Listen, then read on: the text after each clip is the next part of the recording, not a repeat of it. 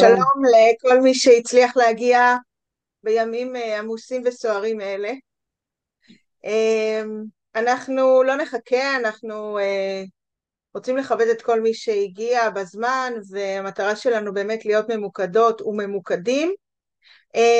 אני כן אשמח מאוד אם אתם תכתבו כל אחד בצ'אט את השם שלו ומאיפה הוא, מה התפקיד שלו, כדי שכל הנוכחים יכירו זה את זה, כי אנחנו פוגשים פה כמה אנשים מכמה מקומות שונים שנרשמו לוובינר, ותכף אנחנו נצלול קדימה.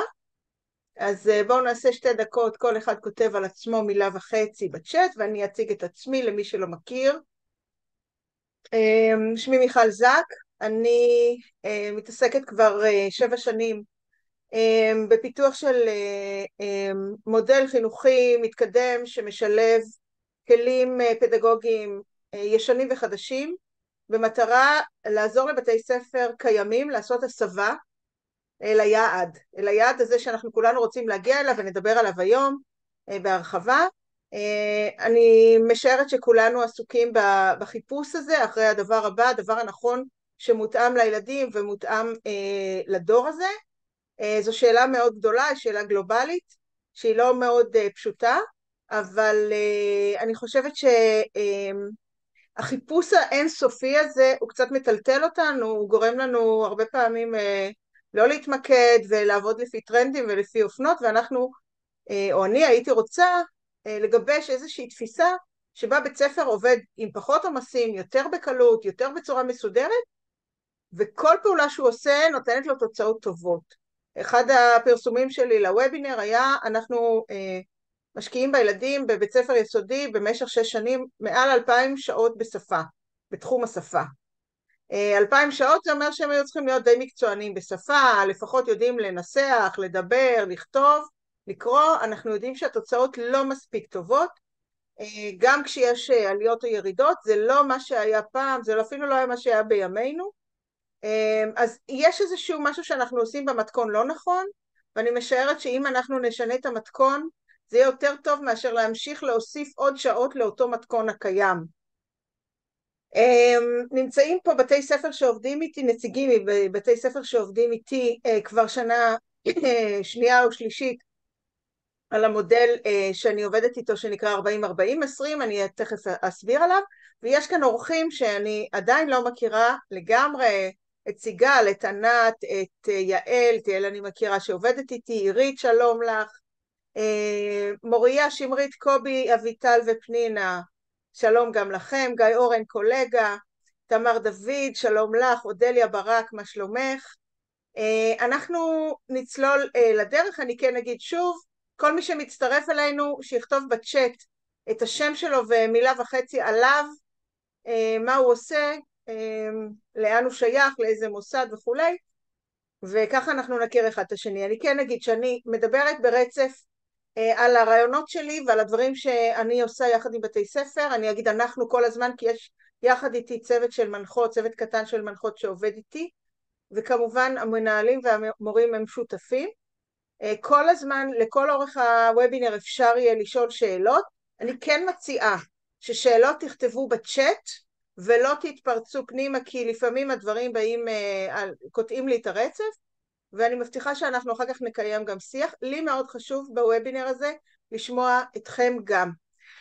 גם בגלל שזה באמת מודל באפייה, הוא מודל בהתהוות, הוא התגלגלות של הרבה מאוד התנסויות חיוביות שקורות בבתי הספר, וגם כי גם אם המודל הוא הכי יפה בעולם, אם הוא לא פוגש את השטח ולא עונה על הצרכים של השטח, אז זה לא יעזור לנו בכלל, וזה מאוד חשוב לי לשמוע.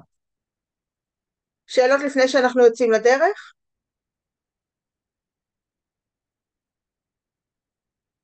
אז אנחנו מתחילים.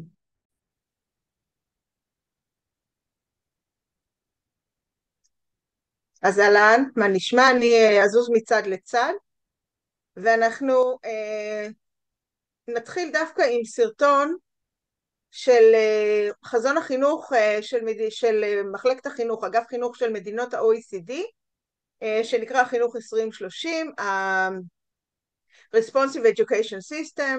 מערכת חינוך גמישה, תגובתית, שמסתגלת, שמאפשרת שגשוג ועיצוב העתיד. המטרה היא באמת שמערכת החינוך גם תהיה מעודכנת וגם תתעדכן כל הזמן. זה לא שאנחנו עכשיו מביאים איזשהו פתרון קשיח אחר למה שהיה לנו, אלא אנחנו רוצים שהמערכת תהיה מסוגלת להשתפר, להתגלגל עם הזמן, לא רק לשנים הקרובות, אלא גם בעתיד. אז אנחנו נתחיל עם הסרטון הזה. רגע, בואו נשים כתוביות בעברית כמובן. בהתחלה. As our societies evolve, so do our education systems. But what does the future of education look like? To answer this question and understand how traditional models are evolving, we looked at emerging features that may become the new normal in education systems around the world. What did we see? Traditionally, in education systems, decisions are made by a select group of people, and everyone has a distinct role. Students learn by listening to their teachers, teachers teach, and principals manage the schools. The curriculum is linear and standardized. Academic performance is prioritized, and students are assessed through standardized tests. How is this changing? Education systems embodying the new normal are part of a larger ecosystem where decision-making and responsibilities are shared among a wide group of stakeholders, and students are active participants in their own learning. In these schools, the learning process and student well-being are also valued in addition to academic performance. There is a recognition that students come from different backgrounds and learn in different ways. Learning happens in a non-linear process with different types of assessments used for different purposes. These schools are monitored no longer just to ensure accountability, but also to encourage frequent feedback at all levels to continually improve the education system. The future, by definition, is unpredictable, but by developing responsive education systems, we can help our children adapt to, thrive in, and even shape whatever the future holds. To find out how you can help too, visit our website.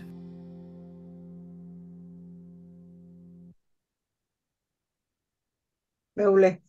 אז אני משערת שחלק גדול מאיתנו מכיר את הרעיונות ואת התפיסות, ואני אגיד גם שמשרד החינוך כבר זמן מה עובד בהתאמה ובחיבור ליעדים של ה-OECD, ואם אנחנו נסרוק את זה רגע, או נזכור את זה רגע, אז אנחנו נסתכל על ההבדל בין העבר, או הלמידה המסורתית, לבין מה שאנחנו קוראים לו, מה שקוראים לו בסרטון, הנורמלי החדש.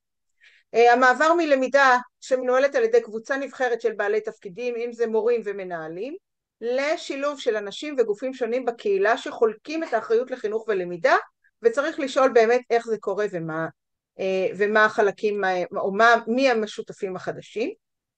התלמידים שבעבר למדו בהקשבה, הופכים להיות תלמידים שלוקחים חלק פעיל בניהול הלמידה. המורים שמלמדים מול כלל הכיתה, אנחנו מדברים על מעבר להכרה בשונות בין הלומדים והוראה בדרכים שונות ובכלים שונים. המעבר מתוכנית לימודים אחידה ותהליכי למידה לינאריים, ויש כאן חשיבות מאוד גדולה לתפיסה הזאת של תהליכי למידה לינאריים בעבר, לתהליכי למידה שחשובים, שבהם גם הרווחה האישית חשובה לא פחות מהביצועים האקדמיים, וגם תהליך הלמידה כבר לא לינארי או לאו דווקא לינארי. תוכנית הלימודים גם היא פרסונלית יותר. כלי הערכה אחידים שמודדים בעיקר הישגים אקדמיים, לעומת הנורמלי החדש שמדבר על כלי הערכה מגוונים למדידה של כל מיני קשירויות מגוונות למטרות שונות, ומעבר ממעקב לשם דין וחשבון למעקב לשם יצירת איזון חוזר על מנת להשתפר ולשפר את המערכת. זאת אומרת, אנחנו לא רק נותנים דין וחשבון לממונים עלינו, להורים, למנהלים, אלא אנחנו בודקים את עצמנו, לא רק את התלמידים ולא רק את פעולות ההוראה. נמשיך הלאה. מה קורה בישראל? אז קודם כל, מערכת החינוך בישראל אימצה את החזון של ה-OECD ומכוונת את בתי הספר לכיוון הזה, ורואים שינוי מאוד משמעותי בנרטיב, בחמש שנים האחרונות, בסדר? עוד קצת לפני הקורונה ובטח אחרי הקורונה, כל השפה משתנה. אם אנחנו דיברנו על בחירה לפני 6 שנים, 7 שנים, זה היה נשמע הזוי ורק ליודעי חן, אז היום כל בתי הספר נדרשים ומנסים לשלב בחירה בלמידה, וכנ"ל לגבי הרבה מאוד תפיסות אחרות שהזכרנו, אבל עדיין אנחנו לא בשינוי משמעותי בתוך בתי הספר. אנחנו רואים שינויים בהרבה מאוד כלים, אנחנו עדיין לא יכולים להגיד שבית הספר נראה שונה לחלוטין. אנחנו כן רואים למשל שעדיין ההוראה נעשית בעיקר על ידי מורים ומעט תומכי הוראה, כמעט אין כניסה של אנשים אחרים מהקהילה או גופים אחרים מהקהילה לתוך בית הספר.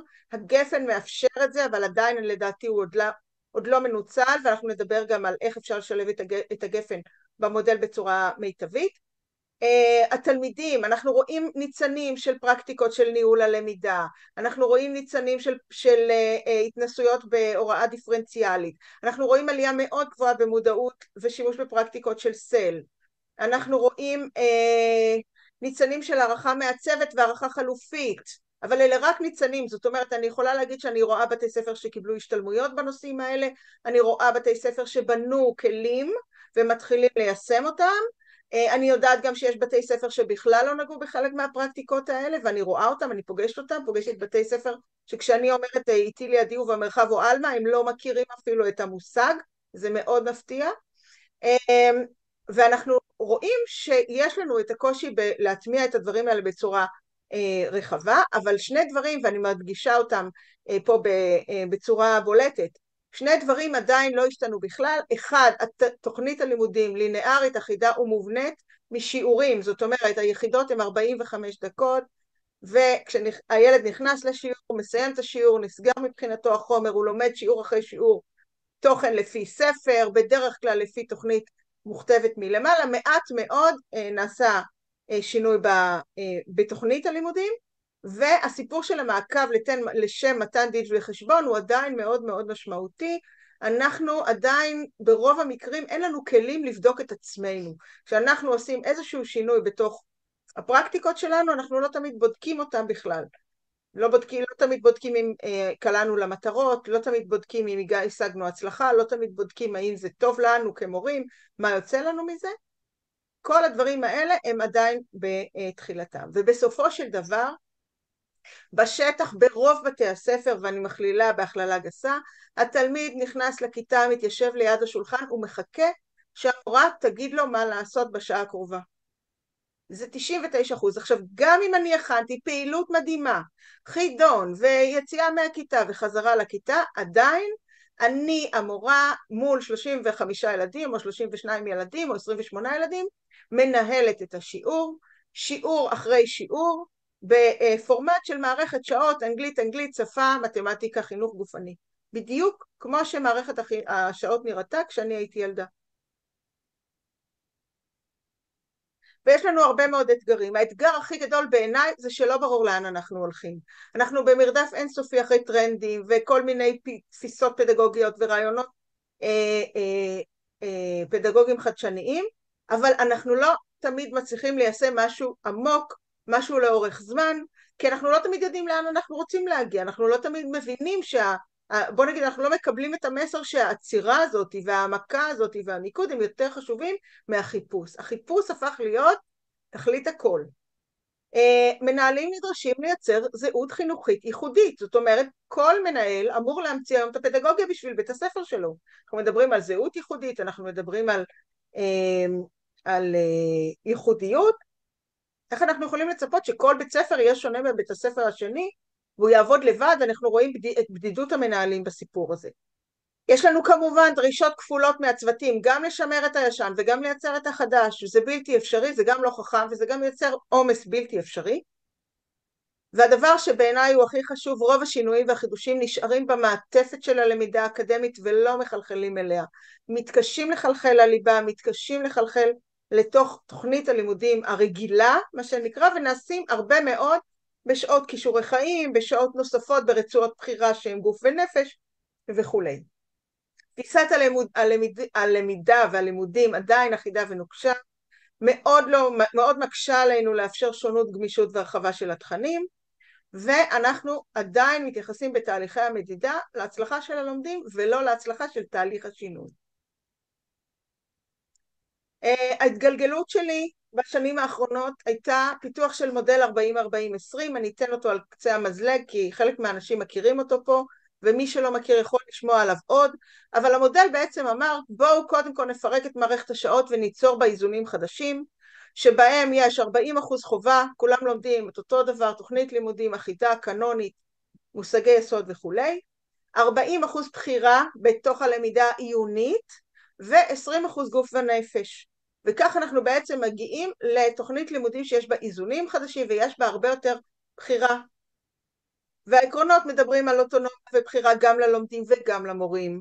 אנחנו מדברים על איזון רגשי וחברתי כמצע ללמידה. אם יש לנו איזון רגשי חברתי, הילדים יותר פתוחים ומעוניינים בלמידה. אנחנו מדברים על הרחבה וגיוון של תכני הלמידה, כי ברגע שיש בחירה אנחנו יכולים לתת הרבה יותר. אנחנו מדברים על מורים שמעצבים ומפתחים את התוכן, ואנחנו מדברים על מערכת שעות שנראית אחרת.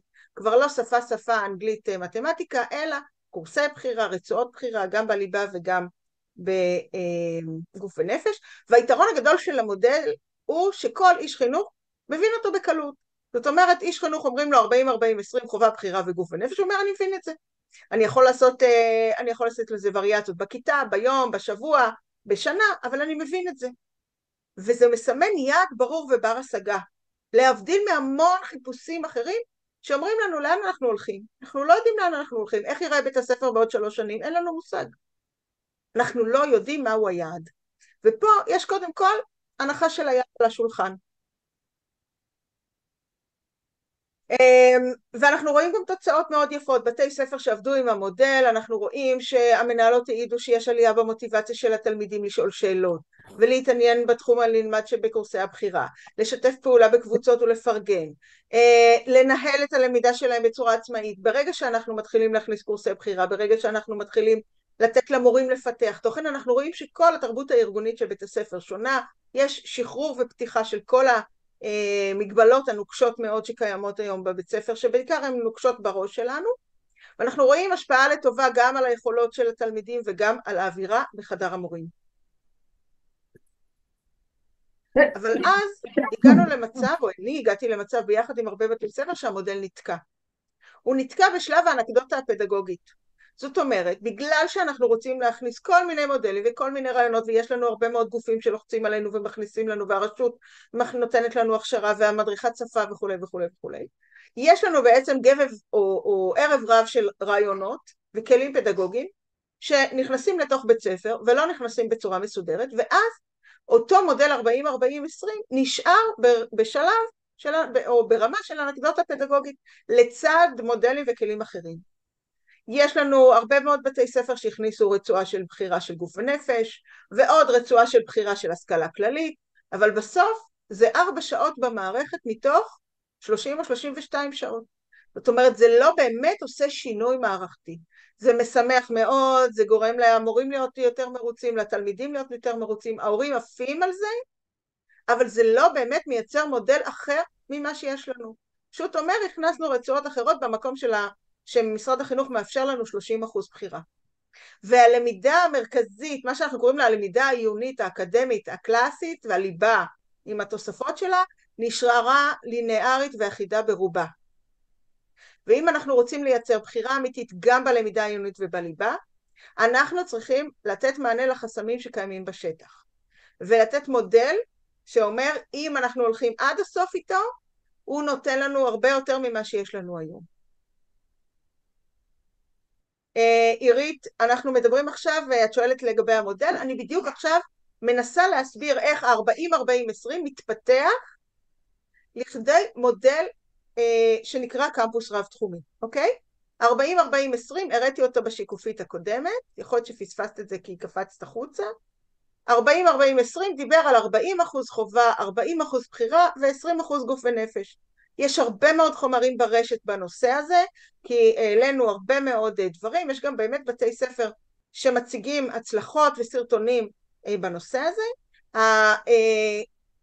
החלקים שלו שהוטמעו בבתי ספר נראים מאוד מצליחים, אנחנו גם ננסה להכניס עכשיו איזשהו מנגנון של בדיקה ומחקר לגבי הדברים האלה, אבל אף בית ספר לא הגיע למצב שיש לו 40% בחירה בלמידה העיונית. בסדר? הוא התחיל להתבשל, אבל מאוד מאוד קשה להגיע למודל שלם. יש המון אילוצים, יש לנו אילוצים של השמת מורים, ויש לנו אילוצים של יום חופשי, ויש לנו אילוצים של כתיבת תוכן וכו' וכו'. ולכן בעצם אנחנו רוצים לעבור מאותו מודל שיש לו בסיס טוב, והוא קל להבנה, לקמפוס רב-תחומי. ובעצם הקמפוס הרב-תחומי הוא מתבסס על אותה חלוקה מוצלחת של 40-40-20, אבל הוא מארגן את כל יום הלימודים ותוכנית הלימודים מחדש, תוך הסתכלות הוליסטית על כלל הידע, המיומנויות וההבנה שהתלמיד צריך לקבל. זאת אומרת, אם אנחנו מסתכלים על 6 שנים בבית ספר יסודי, ואנחנו יודעים שאנחנו רוצים שכל ילד ידע לקרוא טקסטים מסוג זה, וידע לעשות פעולות חשבון כאלה, וידע לקרוא מפה, וידע את ההיסטוריה המקוצרת של מדינת ישראל, אז אנחנו מסתכלים על זה אחרת, ומארגנים את זה מחדש. שואלת אותו תמר דוד, מה כוונה בהצלחות? מצוין. אז ההצלחות שאנחנו מודדים, הראיתי את זה בשקף הקודם, אני טיפה חוזרת אחורה, אנחנו עושים כל הזמן שאלונים, אנחנו רואים עלייה במוטיבציה ללמידה, קודם כל, בכל מקום שיש בחירה לתלמידים, אנחנו רואים עלייה במוטיבציה להשתתף, ועלייה ברמת התוצרים, אנחנו רואים עלייה במוטיבציה של המורים, או במסוגלות של המורים להיות יצירתיים, אנחנו רואים הרבה מאוד כלים של שיתוף פעולה, פרגון, שיח מקדם, לומד עצמאי ברגע שאנחנו מתחילים ללמד מתוך בחירה ולבנות קורסים, כי באופן טבעי יש למורים אפשרות לשלב את כל הכלים האלה החדשים במקום שהם מפתחים את התוכן, והם מתנתקים בעצם מתוכנית לימודים שהיא ספר, והשפעה לטובה על היכוליות השפתיות במקומות שבהם נכנסנו סדירויות כמו מועדון קריאה בהנאה למשל, שהוא מועדון קריאה לבחירת התלמידים. האם יש עלייה במוטיבציה היכן שלא ניתנת בחירה? קשה לנו עדיין למדוד את הדברים האלה. אחת המשימות שלנו היא השנה להכניס איזשהו גוף מחקר שיעשה את הבדיקות האלה ויראה האם אפשר לראות מוטיבציה גם במקומות אחרים. בסוף המפגש תוכלי לשאול שאלות, יש כאן מורים ומנהלת ומנהלות מבתי ספר שעובדים איתי ומיישמים חלק גדול מהמודל, ואת תוכלי לשאול אותם את השאלות האלה. ברשותכם אני ממשיכה הלאה, ואחר כך אנחנו נתייחס לעוד פרטים. אז בעצם אנחנו רוצים להתחיל לבנות משהו אחר, שנראה אחרת, אבל לא מאבד הישגים, לא מדלל את הלמידה, לא מרדד אותה, אלא להפך, לוקח את הדברים יותר למעלה. שבוע אני אספר אנקדוטה קטנה, לפני שבוע פגשתי בחור שמתעסק בלמידה בחינוך מונטסורי, ודיברנו ככה על החינוך המונטסורי ועל הקושי שלו להתמקצע בארץ ולהתרחב מכל מיני סיבות, ואז הוא אמר לי משפט מאוד יפה, הוא אמר לי, יום אחד אני הבנתי שתלמיד כדי ללמוד את כל פעולות החשבון שהוא צריך מא' עד ד', הוא צריך 2.5 גג, או מאלף עד ו'. זאת אומרת, כמות השעות שילד בסוף, ילד ממוצע כמובן, לא המתקשים וזה, ילד ממוצע, כמות השעות שהוא צריך למתמטיקה, כדי להגיע או לרוב החומר בבית הספר היסודי, או לפחות עד כיתה ד', הוא פחות שעות ממה שמשרד החינוך מקצה לנו. עכשיו, לנו אין אפשרות לשחק עם השעות. אנחנו לא יכולים להגיד, הילד הזה יקבל 4 שעות, והילד הזה יקבל 6 שעות. נכון? אנחנו צריכים לתת לכל הילדים 6 שעות, ולמתקשים להוסיף עוד. האם אנחנו לא מבזבזים את הזמן במקום הזה, שהוא לא בדיוק מותאם, והוא לא בדיוק מותאם לגיל, והוא לא מסתכל על הילד?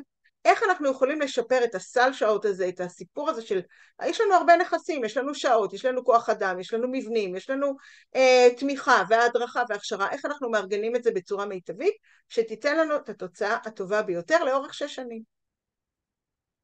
אז אנחנו מתחילים לדבר על כמה עקרונות שמובילים אותנו. אחד, זה התמקדות בטיפוח מוטיבציה פנימית ושימור הסקרנות ואהבת הידע כמטרות על. אני חושבת שרק השנה הזאת אני מתחילה לראות שמשרד החינוך משתמש במילה סקרנות כמטרה. אנחנו רואים שמאז הקורונה יש לנו ירידה מאוד גדולה במוטיבציה של תלמידים ללמוד. אתם יכולים לעשות כן עם הראש או לא עם הראש, אם אתם מסכימים או לא, אבל אני חושבת שכולם רואים ירידה במוטיבציה, וכשאנחנו עולים לחטיבת הביניים זה עוד יותר נהיה חמור, ואני חושבת שגם הפערים הם פערי מוטיבציה ולאו דווקא פערי ידע או פערי הבנה. הרבה פעמים המוטיבציה עצמה היא זו שאנחנו מחסלים אותה בשנה שנתיים הראשונות בבית הספר, וברגע שאנחנו שמים את המוטיבציה, את הסקרנות ואת אהבת הידע כמטרות, אנחנו צריכים להסתכל על כל צורת ההוראה שלנו בצורה אחרת. הדבר השני שאני רוצה לשים על השולחן, כמו אפילו רעיון לחשוב עליו, אני מבחינה בין הקנייה של מיומנויות יסוד וידע קנוני לבין ידע עולם רב תחומי. יש דברים שאנחנו צריכים ללמוד לפי הספר ולפי הסדר, כי אם אנחנו נקפוץ מנושא לנושא, אנחנו נאבד את הסדר, אנחנו לא נוכל להתקדם, אנחנו לא יכולים ללמד חילוק לפני שלמדנו חיסור. לעומת זאת, יש ידע שאנחנו יכולים ללמד אותו בצורה לא כרונולוגית, בצורה מולטי דיסציפלינרית ובצורה אפילו, אני אגיד, רנדומלית, כי הוא ידע עולם, הוא נוגע בהרבה מאוד תכנים שקשורים להרבה מקצועות, ולאו דווקא חייבים ללמד אותו לפי סדר. דרך אגב, גם בבית הספר היום אנחנו לא מלמדים את הדברים בצורה כרונולוגית, בסדר? אנחנו מתחילים עם היסטוריה בכיתה ו' עם יוון ורומא. מה הילדים חושבים על ההיסטוריה של העולם שהתחילה ביוון ורומא, ולפניה היה התנ"ך. זה הידע שלהם על ציר הזמן, בסדר? כי אנחנו לא באמת מלמדים אותו כרונולוגית. אני לא חושבת שצריך להתחיל בבית ספר יסודי ללמד את כל ציר הזמן בצורה כרונולוגית, אני כן חושבת שצריך לחשוף את הילדים לסיפורים היסטוריים ואירועים היסטוריים הרבה לפני כיתה ה', בסדר? יש מקום לעשות את זה, ככה לימדו אותי, סיפרו לי סיפורים, וזה החלק מההיסטוריה, וככה רכשתי חלק מהידע ההיסטורי שלי כבר בגיל יותר צעיר. הגדרת רצועות למידה מובחנות לפי קטגוריות, תכף אנחנו נדבר על הרצועות האלה והיתרון שלהם. אני מדברת על קורסי בחירה בין תחומים כחלופה ללמידה הרגילה במקצועות. כל עוד אנחנו נתייחס לרצועות הבחירה ולקורסי ההשערה בתור אנקדוטה, ונשאיר היסטוריה, מתמטיקה, מולדת, אזרחות, ספרות, בלמידה מתוך הספר בצורה לינארית לפי סדר שיעורים, אנחנו לא שינינו כלום. אם אנחנו רוצים שלילדים ידלק הברק בעיניים, אנחנו צריכים לעשות את הערבוב הזה, ולהגיד שאנחנו מלמדים על מהפכות, אז אנחנו מלמדים גם על מהפכות מוזיקליות, וגם על מהפכות פוליטיות, וגם על מהפכות ספרותיות או תרבותיות, וגם על מהפכות, על המהפכה התעשייתית או המהפכה הלשונית או החקלאית, בסדר? אז זאת אומרת, אנחנו רוצים לתת לילדים הבנה שהדברים קשורים זה בזה, ואז באמת זה מעניין נורא, וכשזה מעניין יש מוטיבציה. אנחנו כן רוצים לתת את הידע הקנוני ומיומנויות היסוד בצורה דיפרנציאלית, תוך למידה עצמאית ופעילה. אנחנו כן רוצים לתת אפשרות לתלמיד ללמוד בקבוצות מעורבות ורב גילאיות, כי אנחנו יודעים ורואים שזה מפתח חוסן ומפתח כישורים חברתיים. אנחנו רואים בבתי ספר שיש בהם יותר ערבוב של קבוצות, שהילדים מפתחים חברויות חדשות, יש הרבה פעמים הרבה פחות אלימות בשכבה, בגלל שאין כיתה נגד כיתה, יותר קל להם אפילו לפעמים לעלות לחטיבה, כי הם מכירים זה את זה, ויש פחות מתח חברתי. והדבר האחרון שבעיניי הוא מאוד מאוד חשוב, מיומנויות שפה ככלי ולא כמטרה. אנחנו משקיעים המון שעות שפה בניתוק מתחומי הידע. אנחנו מלמדים את השפה, הנה עירית מוחאת לי כפיים, אז זה בכלל נחמד. אנחנו משקיעים המון שעות בללמד את הילדים שפה במנותק מאיזשהו ידע. זאת אומרת, הטקסטים הם רנדומליים, הטקסטים יכולים להיות יותר מעניינים, פחות מעניינים, אבל אין שם רצף, אין שם העניין. אז המיומנות היא המטרה, ומיומנות היא טכניקה. זה קצת כמו להתאמן על כינור בלי להגיע לקונצרט, אוקיי? מבחינתי, מיומנויות שפה צריכות להתחיל להיכנס לתוך הקורסים עצמם, לתוך התוכן. הם לא צריכים להילמד מכיתה ג' והלאה, הם לא צריכים להילמד כמקצוע נפרד, או בטח לא 6 שעות, בסדר? נשאיר 2 שעתיים לנושא של דקדוק, ועוד 2 שעתיים למועדון קריאה, ועוד 2 שעתיים אנחנו נחלק אותם לתוך הקורסים האחרים. ואנחנו יכולים לראות שיש פה פתאום סל אחר של שעות, והנה הבום הגדול. הבום הגדול של הקמפוס הרב תחומי אומר, קודם כל בואו נחלק את יום הלימודים למבנה, או את שבוע הלימודים למבנה קל להבנה וקבוע, שאומר, הילד בבוקר, מה הוא צריך? הוא מגיע לבית הספר, הוא צריך פתיחת יום רכה, נעימה, עם המחנך שלו, עם דמות שהוא מכיר, לא עם איזה מורה מקצועי שהוא מפריע לו, הוא צריך לבוא ולהתמקם ולהתאקלם בבית הספר, ויש לנו פתיחת יום שיכולה להיות 45 דקות, יכולה להיות חצי שעה, אנחנו יכולים לשחק עם השעות, אבל זו פתיחת יום שבה 4 ימים לפחות בשבוע אין עם המחנך או עם המחנכת, בטח ביסודי. לדעתי גם בחטיבת הביניים זה יכול להצליח מאוד, כי בעיניי בין היסודי לחטיבת הביניים צריך להיות רצף, גם מבני וגם תוכני, ואין שום סיבה בעולם שזה לא יתאפס למעלה. הרצועה השנייה היא רצועה שמדברת על השעתיים האלה שבהם כל המורות אומרות זה השעתיים שהילדים בריכוז מיטבי. השעתיים שבהם אפשר ללמוד שפה, מתמטיקה, אנגלית, והילדים מרוכזים, ופה אנחנו מדברים על רצועה של למידה כיתתית, אבל בכלים דיפרנציאליים. הקנייה של מיומנויות יסוד, הקנייה של ידע קנוני, אבל בשיטות, ותכף אנחנו נדבר על זה, בשיטות של לומד עצמאי, בשיטות דיפרנציאליות, בשיטות של תחנות, בשיטות של קבוצות, לא כל המורה לא עומדת ומדברת עכשיו שעתיים. זה אנחנו כבר נמצאים שם ברוב בתי הספר, אבל אנחנו פה עושים איזשהו סל, ואנחנו מאפשרים לילדים כל יום בשעתיים האלה ללמוד ביחד את מקצועות החובה. הפסקה גדולה, יכולה להיות יותר גדולה ממה שהיא היום, כי היא באמת מקום של הפסקה בין למידה עיונית אחת לשנייה, והרצועה הבאה ביום היא רצועה של קורסים רב-תחומיים. הטלפון שלי, לצלם. קורסים רב-תחומיים לבחירת התלמידים, כשבעצם במקום הזה, בשעתיים האלה, אנחנו יכולים להכניס ספקים חיצוניים מהגפן, ומומחים מכל מיני אוניברסיטאות, וקורסים אונליין, וקורסים שהמורים מפתחים, וגם לפרק את תוכנית הלימודים, את התכנים, ולארגן אותם בקורסים. אני לוקחת את מולדת לכיתות ג' ד', ואני רואה יש שם 6-7 נושאים, יש שם אוכלוסיות בישראל, ויש שם טופוגרפיה של ישראל, ויש שם יישובים בישראל, ויש שם נחלים, ולא משנה מה, ואני הופכת אותם לקורסים. אני לא חייבת להמציא את הגלגל, אבל אני כן יכולה לפרק אותם לקורסים, ואני נותנת לתלמידים אפשרות בחירה בשעתיים האלה. זאת אומרת, אחרי הפסקה גדולה, הילדים יודעים שהם הולכים למערכת האישית שלהם, זה החלק שבה הם מתערבבים. זה יכול להיות ערבוב שכבתי, או דו-גילאי, או תלת-גילאי, תלוי בגודל בית הספר. יש כאן אפשרות לבית הספר להחליט על הדבר הזה, למשל בכיתות א', אני מציעה שזה יישאר שכבתי, בכיתות גבוהות יותר הערבוב הוא טוב, וכל ילד בעצם צובר X קורסים במהלך 6 שנים של בית הספר, והרצועה האחרונה היא סגירת יום.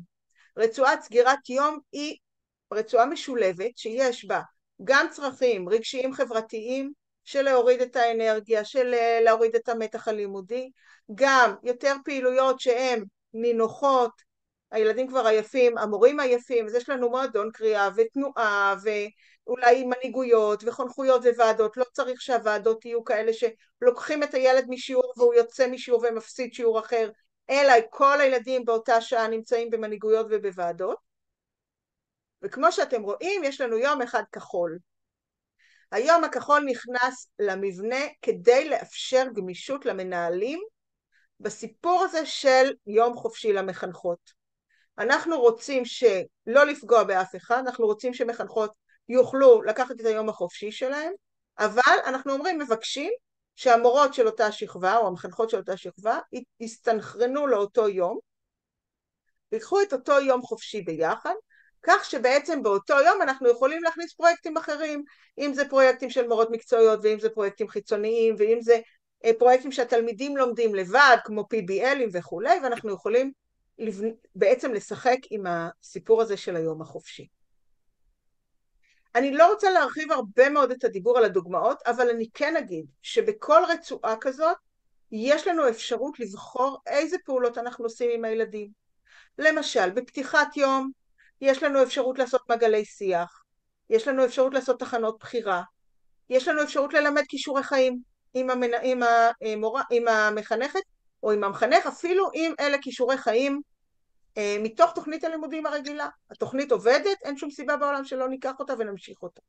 אנחנו יכולים לעשות בוקר תנועה, אנחנו יכולים לעשות תחנות בשפה, שהילדים עובדים לבד ובוחרים, אבל הנושא הוא יותר לימודי שפתי. אנחנו יכולים לשיר ביחד, אנחנו יכולים לעשות גננות ביחד, אנחנו יכולים לעשות אקטואליה ביחד, אבל הכניסה של היום, הפתיחה של היום היא רכה. היא נותנת לילדים סיבה לקום בבוקר. צריך להבין את זה. ילד שיש לו בבוקר, בוקר בחירה, יש לו יותר סיבה לקום בבוקר מילד שיש לו בבוקר שעתיים אנגלית. ואני רוצה שהוא יקום בבוקר בשמחה לבית הספר. אחר כך יש לנו באמת את השעתיים האלה שבהם אנחנו עושים הקניית שפה בגילאים הצעירים, אנחנו עושים מתמטיקה לפי תוכנית כרונולוגית, אנחנו לומדים אנגלית או כל שפה זרה אחרת דרך אגב בצורה מסודרת. אנחנו יכולים, אני כוללת בפנים גם את בראשית שמות לפחות, את המקצועות, את התורה, את החלקים הכרונולוגיים שבה, שאני חושבת שכדאי ללמד אותם ברצף ולא בתפזורת. אני חושבת שזה חשוב ללמוד לפחות את בראשית שמות ואחר כך אולי גם את יהושע שופטים ברצף מסודר, וגם לתת בקורסי החובה דברים, ידע קנוני כמו יסודות המדע, כמו ציר הזמן, כמו כל מיני קישורים מתוקשבים, אסטרטגיות למידה. זה המקום שבו הילדים בעצם מקבלים את מה שכולם חייבים לקבל, שהם מיומנויות וקישורים וקשירויות שפותחים להם את הדלת לעתיד. בקורסי הבחירה אני מערבבת את הנושאים ויוצרת קורסים נושאיים במדעים, גיאוגרפיה, היסטוריה, ספרות, מסורת, יהדות, ידע עולם, גוף ונפש. בבתי ספר דתיים יש פה גם את כל מקצועות הקודש. אין שום סיבה בעולם שהם לא ייכנסו לקורסי בחירה והילד יוכל לבחור אם הוא רוצה ללמוד הלכות שבת או הלכות חג.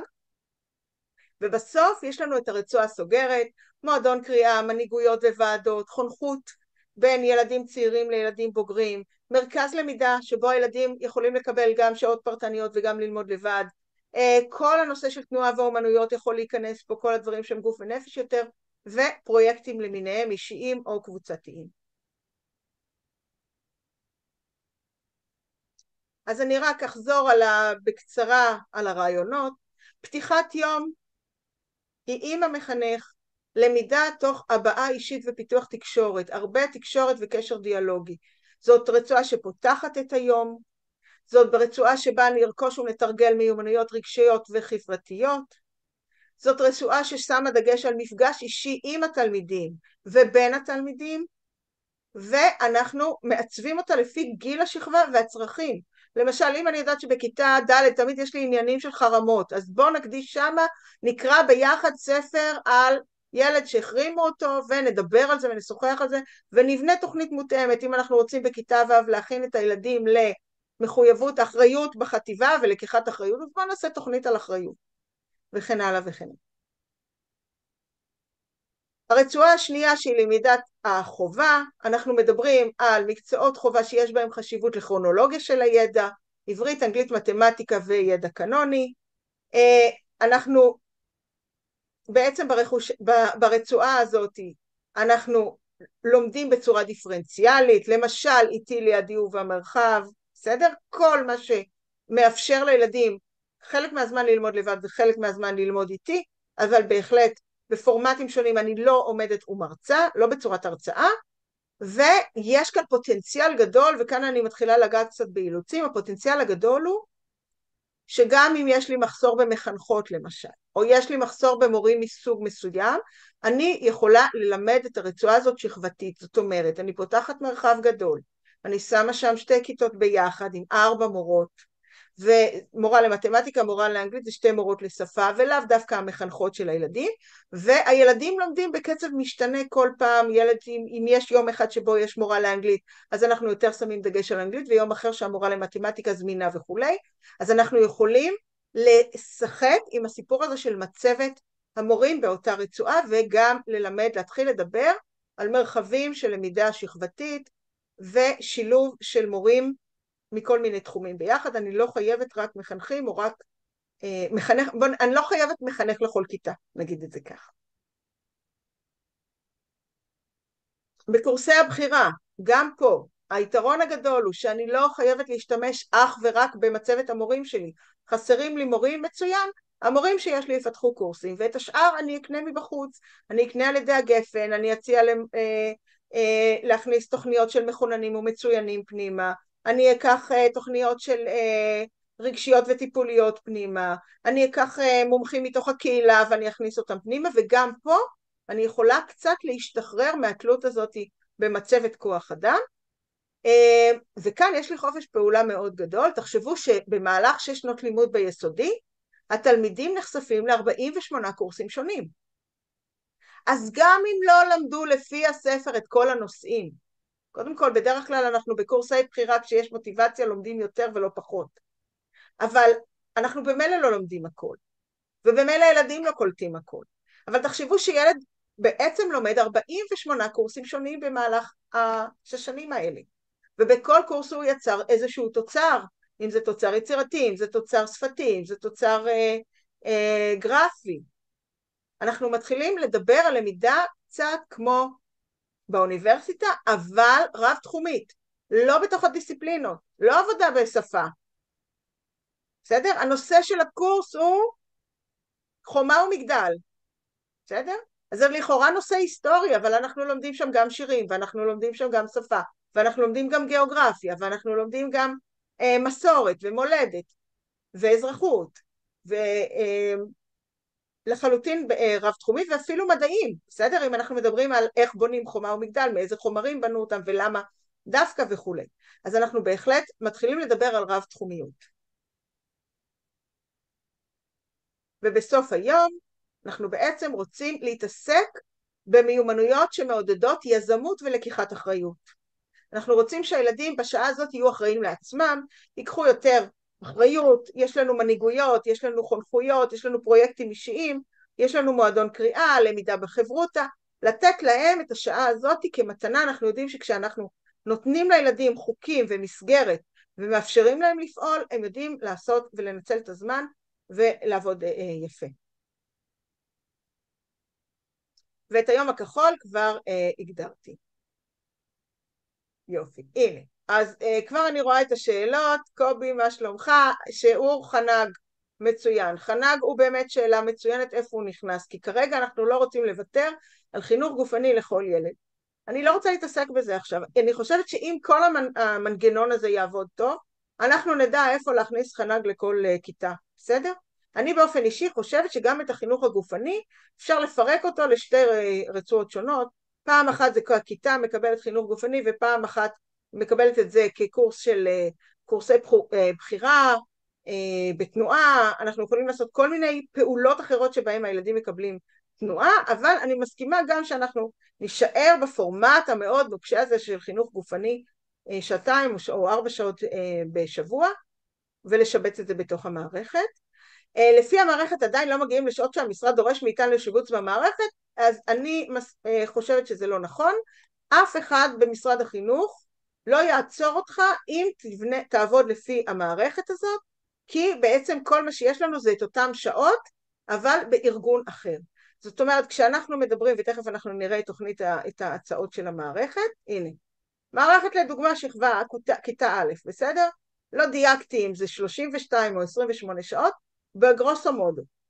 תחנות בוקר לבחירה, ביום א' תחנות בוקר לבחירה, וביום השני כישורי חיים, וביום השלישי חינוך גופני, וביום הרביעי שיר של יום, וביום החמישי בוקר טוב עוד פעם תחנות בחירה, וביום שישי פרשת השבוע עם למידה של לוח השנה.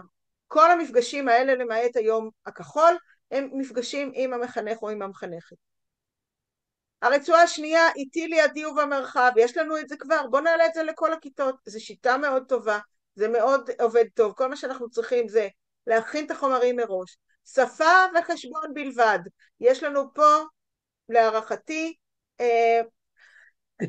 בין 8 ל-10 שעות, יש לנו פה כרגע 8 שעות במערכת מובנה לשפה וחשבון, ותשים לב שיש לנו בנוסף גם שפה בתוך קורסי הבחירה, ויש לנו גם אפשרות להכניס לחונכות את החשבון ביחד, ויש לנו אפשרות להכניס את הדברים האלה לתוך, או את השעות האלה לתוך פרויקטים, ואנחנו יכולים להרחיב את השעות האלה. זה נכון שלא בטוח שכל ילד יקבל 6 שעות מתמטיקה, אבל לא בטוח שכל ילד צריך 6 שעות חשבון, בסדר? כשילד לומד לבד והוא מתקדם לבד, יכול להיות שהוא מספיק הרבה יותר. והילדים המתקשים במילא יצטרכו אותי, ויצטרכו את הפרטני, ואולי יצטרכו עוד שעות בתוספת.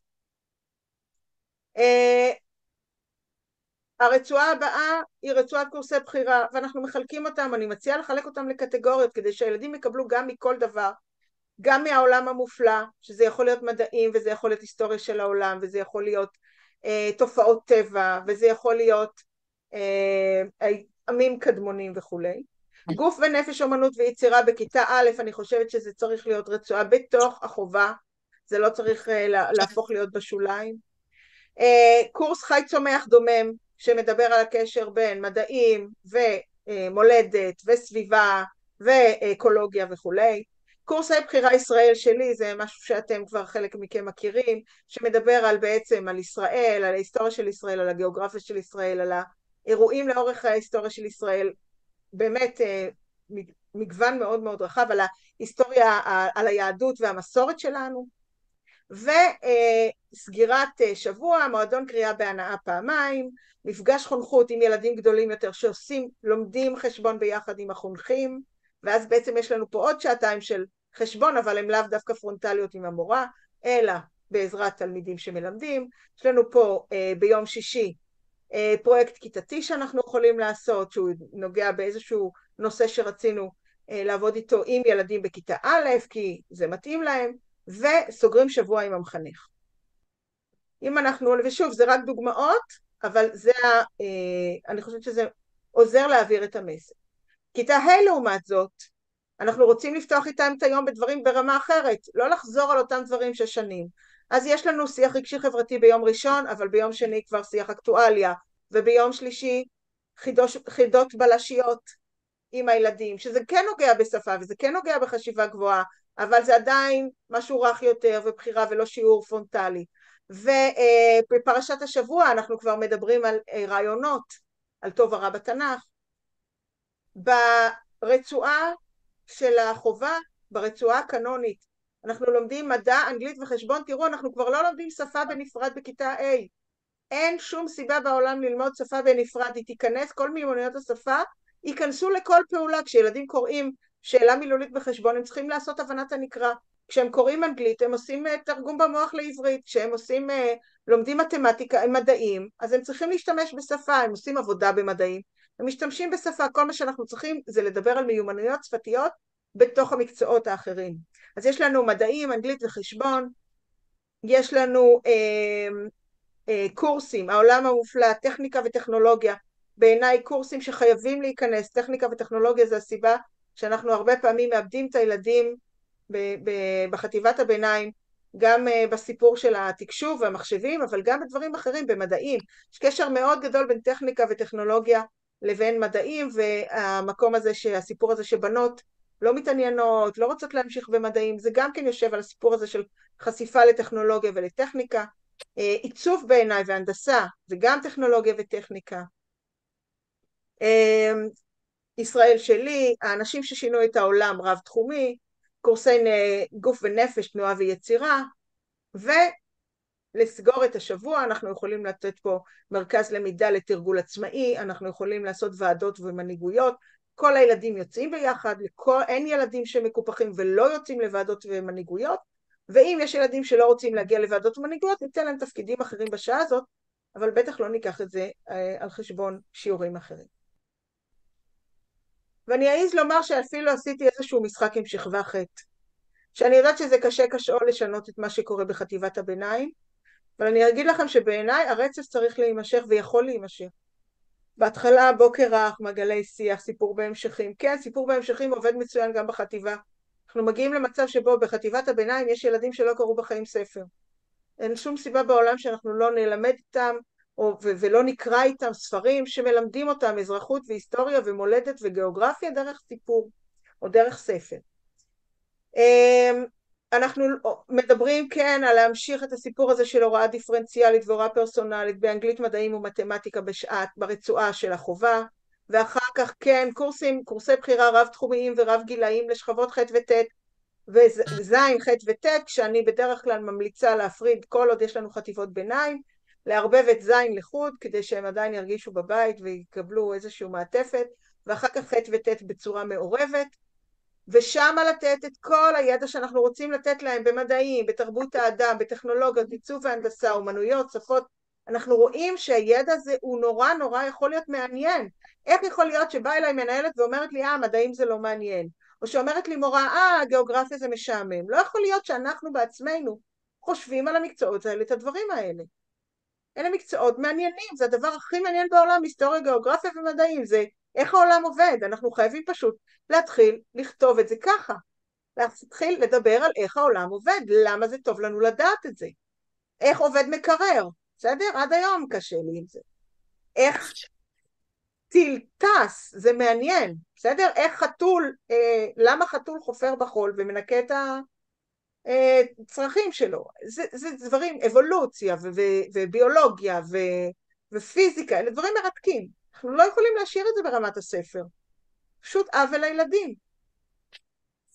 ואז ברצועה הסוגרת, ואתם רואים פה שבגלל שזה חטיבת ביניים, הגדלתי והרחבתי את הרצועה הסוגרת, ונתתי שם גם תוכניות חיצוניות, וגם מקום של 2 או 4 שעות בשבוע, למרכז למידה, לומדים בזוגות, עם האופציה שהמורה נמצאת שם בפרטני ברקע, ומתרגלים ועושים למידה למבחנים, ועושים שיעורי בית, ויש לנו תוכנית של פתרון סכסוכים, ויש לנו אומנויות ותנועה לבחירה, ויש לנו להיות אזרח בישראל, וכלכלה קלה וכולי וכולי, ואנחנו באמת יכולים לעבוד פה את הידע. איך אנחנו עושים את זה? רק אם אנחנו נראה שיש לנו תועלת בזה. לא בגלל שמיכל אמרה שזה טוב, ולא בגלל שה-OECD אמר שזה טוב, אלא בגלל שאנחנו מאמינים שתלמידים יכולים ללמוד מתוך עניין וסקרנות, ומתוך אהבת ידע, ושהמבנה עצמו, הפורמט עצמו של בית הספר, הוא זה שמונע מהם את זה. לא ההורים שלהם, ולא מספר השעות כזה או אחר, אלא עצם המבנה שאומר אנחנו מלמדים כל נושא בנפרד, כל נושא שיעור אחר שיעור, בלי רצף, בלי הקשר, בלי מסיבה, בלי חגיגה, בלי הכנה טובה בבוקר, בלי פתיחת יום טובה בבוקר, בלי כלים שבהם הם פעילים ואקטיביים. ואנחנו רוצים לשמר ולגרום לזה שזאת תהיה התועלת הגדולה שלנו. אין מורה בעולם שלא רוצה שהתלמידים שלו יתעניינו בחומר. כשהתלמידים מתעניינים בחומר, הם שם, הם איתנו. שואלת יעל, מה את מציעה לגבי בית ספר שהוא דוברי אנגלית שהעברית הוא מקצוע שפה נוסף עבורה? מצוין.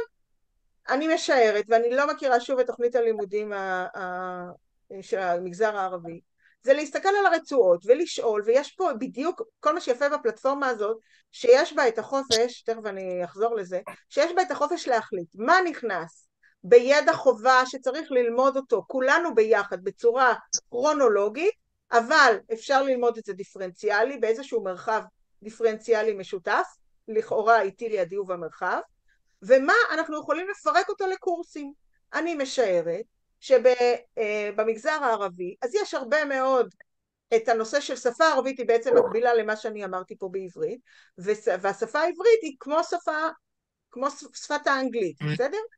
זו שאלה מצוינת, ואני אגיד גם יותר מזה, כנראה יש הבדל בין שכבה לשכבה. אני לא יודעת מתי מתחילים ללמוד עברית במגזר הערבי, אבל צריך לראות איפה זה נכנס, איפה אנחנו רוצים להטמיע את זה, אולי אנחנו רוצים לעשות קורסים שבהם, רצועת קורסים שבהם יש קורסים שהם בעברית וגם בשיעורי הבחירה, בסדר? כל ילד חייב מתוך 48 קורסים שלו במשך בית ספר יסודי לעשות 5 קורסים גם בשפה העברית, ויהיו חלק מהקורסים בשפה העברית. מצוין. המודל עצמו מאפשר לנו לבנות ולתפור את המערכת לצרכים הבסיסיים הספציפיים של הקהילה שלנו ושל הילדים, וגם ללמוד מהידע שלנו. יש לי בעיה קשה מאוד של קריאה בכיתה ד', מצוין, אז אני אכניס פה יותר שעות שבהם אנחנו קוראים ביחד, אבל קוראים מסביב לנושאים מרתקים, מסביב לידע רב תחומי, ואנחנו מתעסקים במיומנות יותר עמוק, במיומנות להבנת הנקרא. בוודאי ובוודאי שיש לנו חשיבות לדבר הזה. אני כן אגיד שהיפה במודל הזה שבאופן טבעי נותן לנו מענה על המון המון דברים ועל המון המון מטרות שקיימות, שנמצאות על השולחן שלנו ואנחנו לא יודעים איך לארגן אותן, בסדר? אנחנו מדברים גם על הכניסה רכה לבית הספר וגם על המקום להבעה אישית, ואנחנו מדברים מצד שני על סדר ויציבות ומסוגלות של הצוות המורים ושמירה על הישגים ועמידה ביעדים של ה-OECD, ואנחנו מדברים על חשיבה מסדר גבוה וחשיבה יזמית וידע עולם ומוטיבציה ללמידה, אבל אנחנו לא מזניחים את הרווחה ואת הפנאי ואת הקשרים החברתיים ואת הפעלתנות ואת הדיפרנציאליות ואת הרלוונטיות ואת השיח הרגשי, ובסוף אנחנו רוצים לייצר גם יציבות ארגונית. אנחנו רוצים שמערכת כזאת תעבוד 10-20 שנה קדימה, לא נצטרך כל שנה להכניס עוד פעם הכשרת מורים ועוד פעם, שינוי במערכת, ועוד פעם פיילוטים שלא מחזיקים מעמד ונופלים, אלא איזשהו שלד שבתוכו כולם מתכנסים אליו, הוא ברור, זה נורא חשוב לילד שהוא יודע כל יום מה יש לו, ולא, הוא לא זוכר, היום יש לי אנגלית שעה ראשונה ומחר שעה שנייה, ולא הכנתי שיעורים, כן הכנתי שיעורים, יש כאן מבנה הרבה הרבה יותר מסודר, שבעצם מאזן אותנו ומסדר אותנו. אני לא אעבור על הסיפור הזה של הפרטים הטכניים, אבל אני כן אגיד ששינוי הפרדיגמה הוא בראש ובראשונה בראש של הצוות החינוכי, שבכלל אפשר לעשות שינוי, כי כולנו למדנו במערכת שנראית כמו עברית, עברית, שפה, שפה, חינוך גופני, מדעים. אף אחד, רובנו, לא אף אחד, רובנו לא למד בשום פורמט אחר, ולכן לדמיין את התועלת שבזה זה קשה. אבל אנחנו, הצוות, אם אנחנו נראה את התועלת, או נאמין שיש תועלת, אנחנו יכולים לעשות את זה ברמה של שנתיים. בית ספר יכול לעבור לשם ברמה של שנתיים. שנה אחת הוא בונה את קורסי הבחירה, שנה שנייה הוא מעביר את כל הלמידה, את כל קורסי החובה ללמידה דיפרנציאלית או פרסונלית, וגמרנו את הסיפור. וכל מורה חדש יודע שהוא צריך להעביר X קורסים, הוא מקבל את הנושאים שלהם, הוא עוזר קצת בדיוק שלהם, והוא רץ קדימה. ומטרת העל שלי היא שנהיה רשת של בתי ספר, שעשו הסבה לקמפוס הרב תחומי, כי זה מאוד יעיל להם, וזה מאוד טוב, ולומדים ביחד, ובונים ביחד, ומשתפים חומרים, ולא כל מורה צריך לבנות את הקורס שלו 1000 פעם מחדש, אלא יש לנו מאגר של נושאים וקורסים, ואנחנו משתתפים ולומדים. זה לא תוכנית לימודים חדשה, אבל זה מאגר תוכן חדש, שמאפשר לנו לעבוד ביחד, וללמוד אחד מהשני, ולא, המנהלים לא לבד, והמורים לא לבד.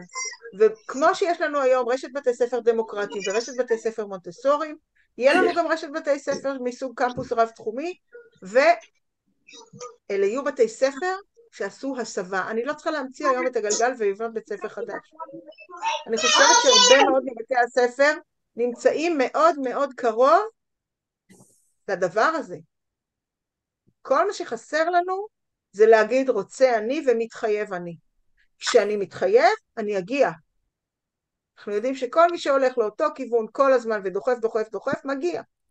אנחנו רוצים להגיד, אנחנו לא מתבלבלים, לא מכניסים כל שנה משהו, רעיון אחר, טרנד אחר, אנחנו נכנסים בזה ברבק, ותוך שנתיים יש לנו בית ספר שהוא קמפוס. ואני אגיד גם בסוגריים, יש כמה בתי ספר בארץ, שכבר עובדים חצי הדרך לשם, שאפילו לא בנו את זה איתי, בנו את זה לבד. והם עם הצלחות מצוינות. ואין שום סיבה בעולם שאנחנו לא ניקח או נאמין שזה אפשרי.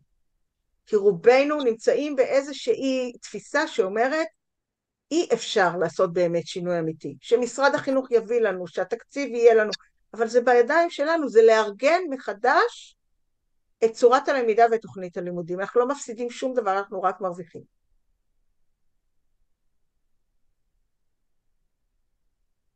נראה לי דיברת מספיק. תודה רבה על ההאזנה. אתם רואים, אני מתלהבת נורא, כי אני עפה על הדברים, ואני באמת מאמינה שזה אפשרי, ואני גם מאמינה שזה מתאים לבתי ספר קיימים שרוצים לעשות שינוי. זה לא בשמיים, זה לא מאוד רחוק, חלק מכם עושים את הדברים האלה פה ושם, צריך לארגן את זה למבנה. אני מאוד מאוד אשמח גם לשמוע מכם אם זה מתאים, אם זה מעניין, איפה לדעתכם הבעיות, נקודות החולשה, החסמים, האתגרים, והאם זה פוגש באמת את השטח ואת הצורך האמיתי. אני מכירה את התחושה הזאת שהעתיד הוא לא ידוע ולכן לא ברור אם אנחנו באמת הולכים למקום הנכון או לא, אבל בסוף אני אומרת למידה זה למידה. ילד שיודע ללמוד הוא יודע ללמוד, נקודה. ילד שיודע לקרוא טקסט הוא יודע לקרוא טקסט. מה יש לילדים החזקים בכיתה? שהם מסוגלים לקחת כל טקסט ולפצח אותו, נכון? זה קישור, זה קישורות בסיסית. מה יש לאנשים אינטליגנטים? לוקחים כל טקסט ומפצחים אותו. זה קישור שאנחנו יודעים שהוא יהיה רלוונטי גם בעתיד, גם עם הצ'אט GPT וגם כשהמכונות החליפו אותנו. עירית, את הצבעת. כן, תודה רבה מיכל, ערב טוב לכולם, נעים להכיר. אני לא כתבתי כי משום מה זה מנתק לי את הזום, אז אני אשאל. קודם כל, באמת התלהבתי וחבל שאני לא למדתי בכזה בית ספר. רציתי לשאול, אני לא מכירה אותך או את העמותה או גוף, כמה זמן פעילים בשטח? את אמרת שיש כבר בתי ספר שרצים עם זה, ואיך מתווכים את זה להורים? כי זה שינוי חשיבה. אני כבר עכשיו מרגישה שהצוות פחות עייף, שזה מקל על הצוות, ואנחנו מדברות על שחיקה ועייפות וחזרתיות וסיזיפיות, אבל איך מתווכים את זה להורים? אם יש כאן מהשטח שיכולים להגיד, ויישר כוח, תודה רבה. אני מעבירה את השאלה הזאת ישר לפנינה, לאילנה, לצופיה, מי שרוצה להגיד איך ההורים מתייחסים לשינוי מהסוג הזה, ואיזה משוב הם נותנים לכם. שמרית. אז אני יכולה אביטל. קודם כל ערב טוב ונעים מאוד. אז זהו, אז אני ואנחנו באמת, בית ספר יגאל אלון הוא מחלוצי הדרך המקסימה של מיכל. זה משהו שבאמת התחיל, אם אני מסתכלת בערך לפני איזה שנתיים, תקנו אותי בנות אם אני טועה פה, פנינה, אילנה, אני 2 או 3, התחלנו באמת בנציגות קטנה כזאת, שהתחילה באמת, למדה את הקורס הזה של באמת קורסי הבחירה, ואת זה הפך להיות השיחה בחדר מורים, זאת אומרת, כל מורה באמת מעביר את הנושא האהוב עליו, הוא בוחר, הוא בונה לעצמו את הקורס, זה משהו, זה ממש פשן כזה, כי כל אחד עושה משהו, מעביר הרצאה שלמה, כמובן שזה בשיתוף של הילדים, על נושא שהוא אוהב, על תחביב שלו, זה יכול להיות חלום ילדות, משהו באמת, להמציא אפילו את הגלגל מחדש, ובכל נושא שהוא, זה מרתק, זה מרתק גם את הילדים, כי אותו מורה מחנך שעומד, הוא מדבר עם תשוקה בעיניים, עם ניצוץ בעיניים, שרוצים או לא רוצים, מעניין לא מעניין, זה סוחף.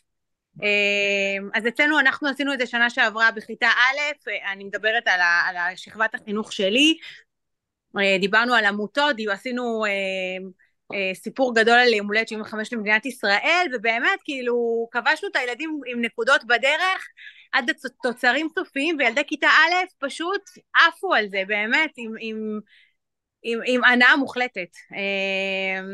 ממליצה בחום, באמת, אנחנו כל כך, אני אישית מאוד מאוד שמחה מהדרך הזאת, כי אני יודעת שגייסתי את הילדים, את התלמידים, את עצמי, גם את צוות המורים, שוב, שמדברים על זה בחדר המורים, אז זה כבר אומר שוואלה, כאילו, עושים את זה משהו באמת מהמקום הכי אמיתי והכי עמוק בלב. זהו. אז אני אדייק את אביטל יותר. לגבי ההורים, לגבי הקהילה, בעצם העבודה שלנו הייתה יחסית פשוטה, כי עיקרון הבחירה זה עיקרון שככה, עיקרון פדגוגי שמלווה אותנו כבר כמה שנים. אילנה שובל, מנהלת בית הספר, ככה שמה את זה בתעדוף הראשון, מה שנקרא, וכשלילדים טוב והם מרוצים כמו שאביטל תיארה, אז התיווך להורים הוא מאוד מאוד פשוט, טוב לילדים, טוב לילדים שלהם, הם בעד זה, המוטיבציה עולה, ההנאה עולה, ילדים מגיעים מאושרים לבית הספר, מאושרים מקורסי הבחירה. אביטל שיתפה ככה בקורסים של כיתות א', יש לנו קורסים בכל שכבות הגיל, קורסי בחירה עיוניים, ויש לנו קורסי בחירה של ישראל שלי, וגוף ונפש, זאת אומרת שהילדים באמת באמת מה שנקרא מצביעים ברגליים, וההורים שטוב לילדים שלהם אז הם שם, הם איתנו, הם מגויסים לגמרי. בניסיון שלי ההורים עפים על השני הזה, איך יודעים שזה עובד, מיכל? כן. איך יודעים שזה עובד, שהילדים מתבלבלים בין הקורס של הגוף ונפש לקורס העיוני, מתחילים להתבלבל, המורה אני פה לא, אז אני פה, אז מה זה? אז כאילו מתחילים להרגיש שהילדים נמצאים בתוך הקורסים, שהם כבר רואים משהו אחר, כשהם יודעים להתבלבל ביניהם, כאילו ברצועות. ממקום חיובי אני אומרת את זה, זה אומר שזה נכנס כן, לבית ספר. שזה חלק מהלמידה. כן. אודליה, תפתחי את המיקרופון.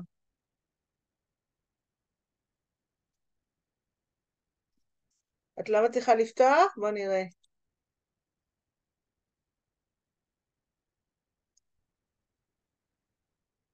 אנחנו לא שומעים אותך. הנה, הנה, זהו, עכשיו הצלחתי. אז אני רוצה להגיד שהסוגיה של ההורים היא סוגיה שצריך להתייחס אליה בכובד ראש. זאת אומרת, בבתי ספר, לפחות מהניסיון שלי בהובלת תהליכי שינוי כאלה, כשיש איזשהו חוסר אמון מול מנהלת או מול צוות, אז תהליך כזה יכול להיות אמצעי לקשר, אבל צריך לדעת לנהל את הקשר הזה עם ההורים, אחרת שינויים יכולים להבהיל אותם מאוד. וזה הולך לשאלה שמעניינת אותי, כאילו בעצם מיכל תיארת תהליך הדרגתי, זאת אומרת משהו שהתפתח מהמודל של 40-40-20, ואני שואלת את עצמי באיזה אופן אפשר להפעיל קמפוס כזה בבית ספר, או בעצם אני שואלת אותך מהניסיון שלך, איך אפשר כן אולי לבחור חלקים להתחיל איתם, או היבטים שיכולים להיות בסיס שעליהם אחר כך לאפשר משהו, כי בעצם זה שינוי מערכתי מאוד מאוד גדול מה שאת מתארת כאן, ונכון אמרת, הוא לוקח זמן, אבל אני רגע שואלת על ההדרגתיות שלו, או על המקום שכדאי להתחיל ממנו. נכון. יש כאן בעצם שתי משימות פרקטיות ושתי משימות יותר תפיסתיות. משימה תפיסתית קודם כל אומרת אנחנו רוצים את זה, למה זה טוב לנו, מה זה העקרונות האלה של בחירה, של רעיון וכו'. אחר כך יש לנו שתי פעולות שאנחנו צריכים, והדבר השני, התפיסתי אומר שהמורה באמת צריך להתחיל לשחרר את השליטה שלו ב-45 דקות. זה הדבר הכי קשה, בסדר? כי כולנו חונכנו להחזיק כיתה. והסיפור הזה של לשחרר ולהאמין שהילדים, אם אנחנו משחררים אותם, הם לא שורפים את בית ספר, זה תהליך הדרגתי. אבל בכל מקום שזה נעשה בצורה הדרגתית ובצורה מלווה, אנחנו רואים שהילדים יודעים לנהל את עצמם. לפעמים זה אפילו מעליב את המורה שלא משתמשים בה, אבל זה בהחלט אלה שני דברים תפיסתיים שצריך לעשות. ואחר כך בפרקטיקה יש לנו שני מנגנונים שצריך לבנות. המנגנון הראשון הוא להתחיל ללמד קודם כל שפה ומתמטיקה בכל הכיתות, בשיטת איתי לידי ובמרחב, או בכל שיטה דיפרנציאלית אחרת. אני בכוונה אומרת איתי לידי ובמרחב, כי היא הבסיס והפלטפורמה להמון המון שיטות, הכיתה המסתובבת, תחנות, לא משנה מה, היא שיטה מאוד פרקטית, מאוד פשוטה. גיא פה עובד הרבה עם, נמצא פה גיא שמדריך בתי ספר בסיפור הזה של למידה עצמאית, זה הבסיס ללמידה עצמאית, בסדר?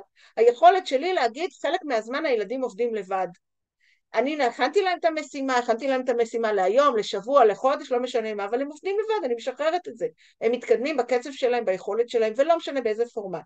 וכן צריך פה הדרכה, צריך להכניס את זה, אבל יש בסיס. מדינת ישראל כבר 5 שנים מפתחת, זה התחיל באיתי לידי ובמרחב, זה הפך להיות א' תחילה, זה גדל להיות אלמה, ועדיין יש בתי ספר שלא מכירים בכלל את הכלי הזה, זה כלי מאוד מאוד חזק.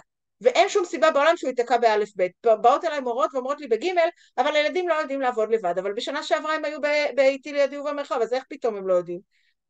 בסדר? אז קודם כל להעביר את כל הלמידה, לפחות קחו מקצוע, ותעשו 2 בשבוע למידה של איתי לידי ובמרחב בשפה, ועוד 2 במתמטיקה. פתאום במתמטיקה לא נוגעים. למה לא נוגעים? שחררו את זה. מתמטיקה ושפה, תתחילו מא' עד ו', פרקטיקה. והדבר השני זה באמת להכשיר את המורים, להתחיל ללמד בצורה של קורסים ולא בצורה של שיעורים בודדים. כי הסיפור הזה של קורס מסביב לנושא, הוא כלי מטורף. כל מקום שאני נוגעת בו, גם מקומות שבהם לא עשו קורסי בחירה, אלא נשארו בקורסים מתוך תוכנית הלימודים ברוטציה, ופשוט לקחו את תוכנית הלימודים, חילקו אותה לקורסים נושאיים והתחילו ללמד ככה, אנחנו רואים שגם ההקשרים וההבנה והחשיבה והתפיסה, התמונה הכללית שהילדים רואים, וגם היכולת שלי להכניס פנימה מיומנויות שפה כי זה רלוונטי, זה מעניין, וגם הבחירה של הטקסטים. הכל מסתנכרן אחרת, כי ככה צריך ללמוד, בסדר? ככה אנחנו צריכים ללמוד. אין שום נושא בעולם שהוא חי בוואקום בלי לגעת בנושאים אחרים או בתחומים אחרים. ואת הלמידה, והמעבר לקורסים הוא מאפשר למורה להכתיב את הקצב, ולעבוד על תוצר יותר גדול ומשמעותי, ולראות את התהליך של העבודה, לא לשלוח את הילדים הביתה בשיעור האחרון ולהגיד להם תעשו תוצר למחר, שאז התוצרים הם כולם רדודים ונמוכים, אלא לשבת ולהגיד אנחנו עושים 4 שיעורים יושבים ועובדים על התוצר ביחד, ואני עוברת ביניכם ועוזרת לכם, והתוצר מורכב מחד. יש פה עבודה תהליכית, משמעותית, עם הקשרים, מתפתחת, וזה הכלי השני. שני הכלים האלה במקביל, משם הדרך זה רק עניין של זמן עד שאפשר להגיע לקמפוס. בסדר? אז זה ייקח 2, זה ייקח 4, זה ייקח 6, לא משנה מה, אבל יש יעד שלאט לאט הוא נבנה ולאט לאט נותן לנו מבנה חדש ויציב.